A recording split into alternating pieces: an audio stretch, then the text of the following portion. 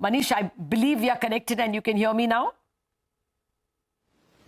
Yes, I can hear you now. Yeah, please go ahead. How would you remember Dr. Manmohan Singh and his contribution to capital markets? Well, Dr. Singh, of course, had been RBI governor, and I was a young student who had just come back post my MBA from London. So this whole spirit of India opening up and being unleashed was so new and so unknown to people of what would actually happen.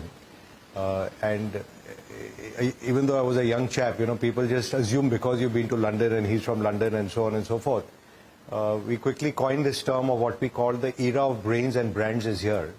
And as India liberalized and opened up to the world, we all are actually beneficiaries of that creation, which Prime Minister Rao and Finance Minister Manmohan Singh then unleashed. And you're seeing the big benefits of that coming to us, 35 years later, as we said today.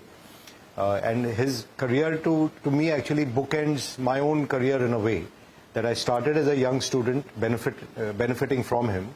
And his other bookend is when he became Prime Minister and did the landmark nuclear deal with US and formed the rapprochement, which we finally had with the United States. And that unleashed the next layer of growth for India as well. I think those would be the kind of two seminal things we all would remember him for. And also the sheer fact that someone who comes from an intellectual background can rise to the highest office in the country with an absolutely unimpeachable integrity and complete humility, and the way he conducted himself, the standards he set for himself, and the seeds he sowed for all of us to be beneficiaries of. I think the nation can only just pay homage and be grateful and celebrate him for a life which he lived in a very extraordinary manner.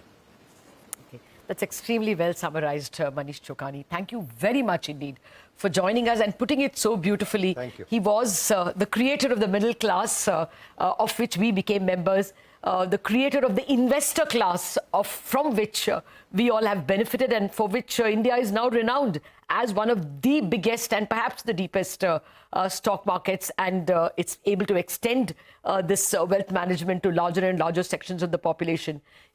What Manish beautifully calls the brains and brands India that was unleashed in 1991, and